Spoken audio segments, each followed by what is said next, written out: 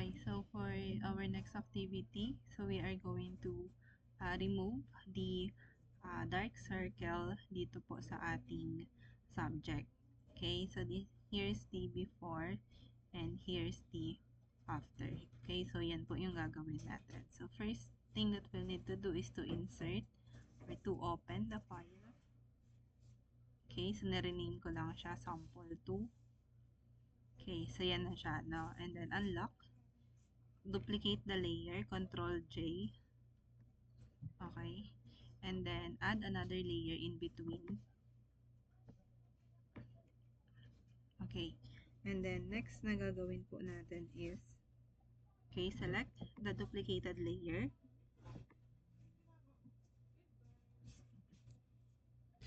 And then go to filter, convert for smart filters.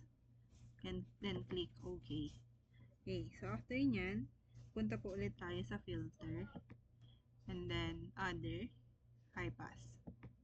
Okay, so adjust the radius hanggang sa visible na. So adjust gradually hanggang maging visible na po yung ating under eye. Okay, so adjust lang natin siya gradually hanggang visible na yung kanyang under eye dito. Sabay tayo dito. Siguro okay na tayo sa 2.5 and then click OK. So, once meron na po yan, so, press po ninyo.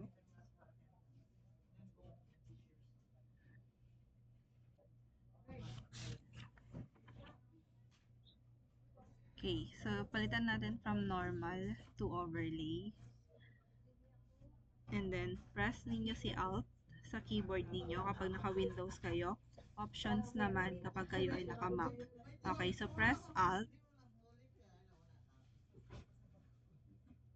Okay, and then click the line in between layers 0 and then the smart filter. Okay, so after that,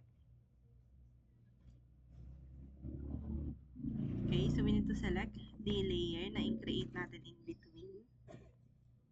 And then select si eyedrop tool. And then make sure na yung si sample natin dito sa taas, naka-current and below.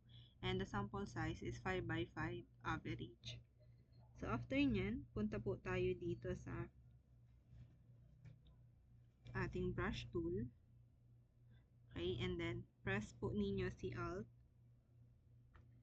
And then select the brighter area. So press Alt. Okay, so ayan no. So ito yung brighter area niya. And then, bawasan lang natin yung size ng brush natin. Itan lang natin konti. Ayan. And then, zoom natin. Okay, zoom natin. Control plus.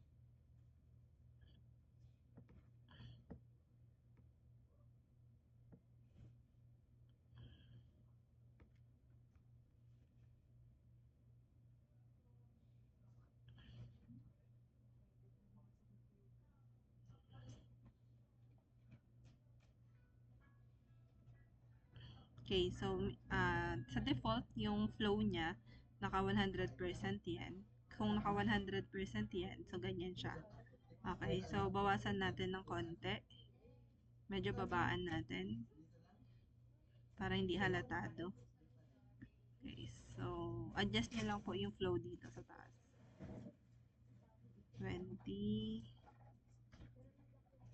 And then yan na. Start na po kayong mag-brush under eye to remove the dark circles under eye.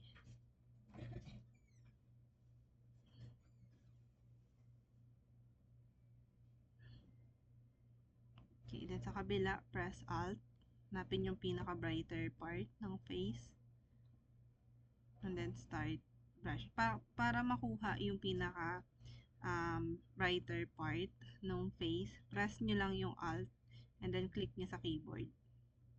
Click nyo sa, sa mouse. Ayan na. Para makuha nyo yung brighter.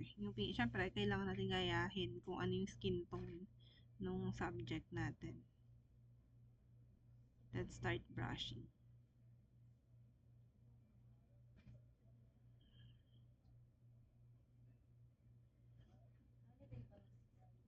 Okay, so ganyan lang po kasimple. And then, so here's the before and here's the after. Okay, so na-improve na natin yung kanyang under eye area. So, na-remove na natin yung kanyang mga dark circles.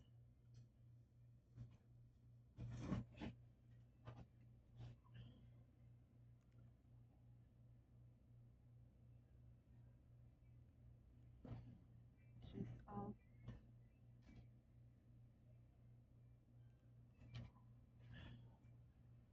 Okay, so ito po yung inyong next activity. And then, save nyo lang siya as PSD, no? Save as PSD, and then, export nyo siya as JPEG. And then, kailangan po meron kayong collage ng before and after, kagaya ng previous na ginawa ninyo.